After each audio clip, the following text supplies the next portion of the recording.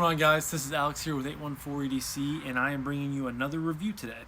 This is the second in the line of the LeftyEDC reviews of the loaners that I have in from Kev. Excuse me. And this one is the Ohlone Knives Goat V2. I think this is the V2. I tried looking up some information on them, and I could find, the only thing that I could really find was Ohlone's website, but they didn't have the goats listed on there. And then I could find the Goat V2 on urbanedcsupply.com, and they weren't in this variation, but they looked, they looked exactly the same, just in a JG10 and I believe a green micarta variant.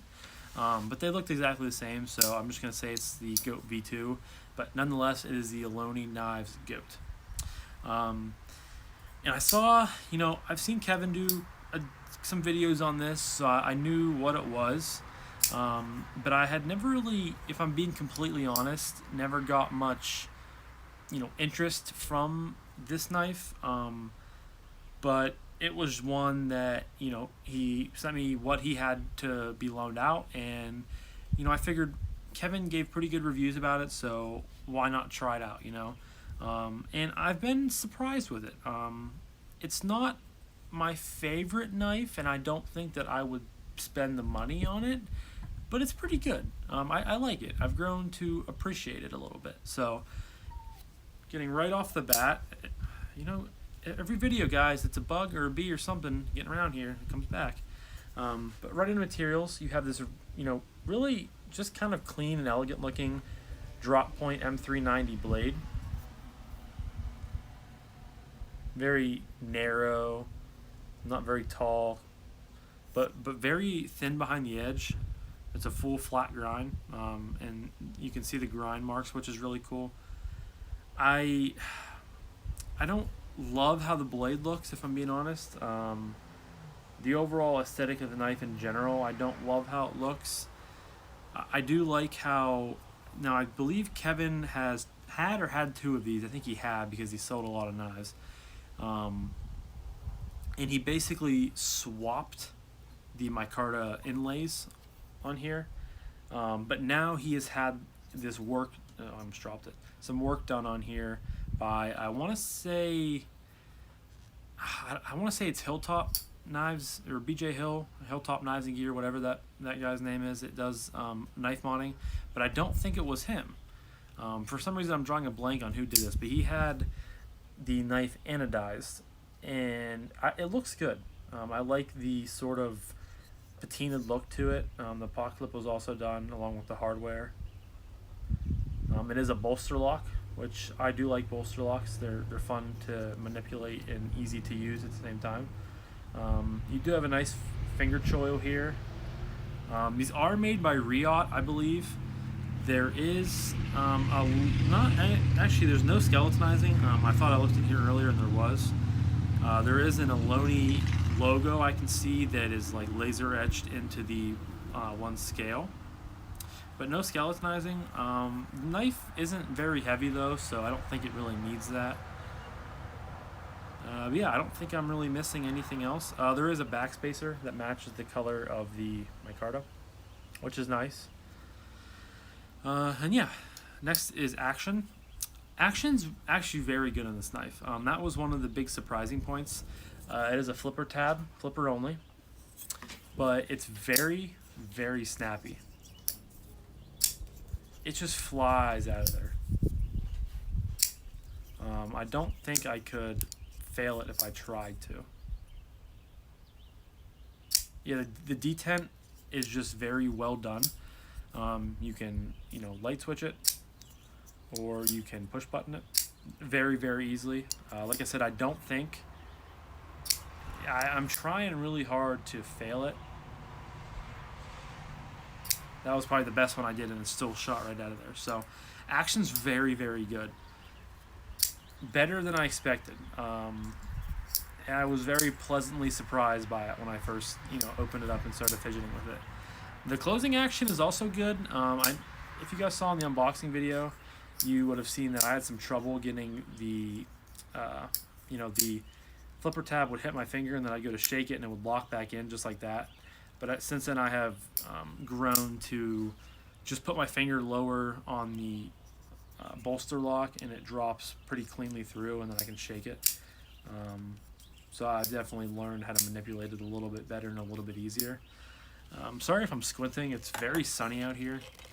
Very humid as well, so I gotta take a quick drink break.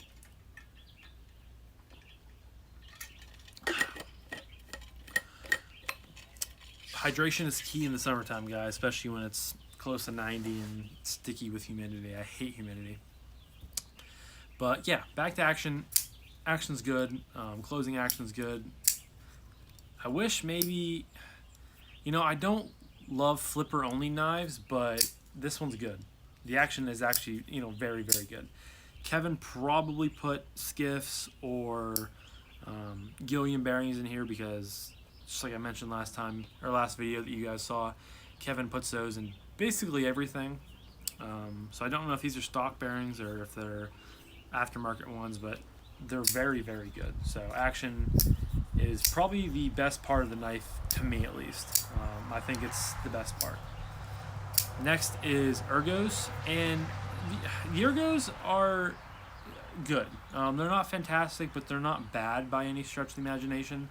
The knife is kind of, relatively simple looking. You just it's very, flat and flat. You have a little bit of a swoop towards the back, but you don't have any cutouts or anything besides this forward finger choil. I can get all 4 fingers on here, just barely, but with the choil I can get them on here a little bit easier. But it's almost more comfortable just using without the choil. There's no jimping up here. There is some jimping down below on the finger choil, so I can get caught in whenever I'm holding it like this. And the ergos are comfortable. They're not amazing, but they're good. The pot clip is very thin to the knife, or thin to the scales, excuse me. So I can't really feel or, have much of a hot spot from that. So I really don't have a complaint there. But I don't know, there's just something about this knife that doesn't really do it for me. And like I said, the ergos aren't bad, they're just not super comfortable. Like, they're just to me. It's not a super thin knife, but it's not like super thick either. I don't know, just my kind of thoughts on it. But yeah, just different. But by no means of the imagination are they bad. They're just not great, I guess. Next is carry, and I wish we had a loop over style deep carry clip, but we do have a relatively deep carry clip. I think it looks good on the knife. I think from the aesthetic of the knife, it fits it very well. And it, tension is good. It goes in and out of pocket well. I've had no really complaints about it. But I do wish it was loop over style deep carry, as I pretty much say about any pot clip that isn't like that. But it's not bad. Like I said, it looks good. It functions correctly. It does what it's supposed to. In and out of the pockets, it's very good. When you carry it, it's not, like I said, super heavy, so you can't really feel it's there. The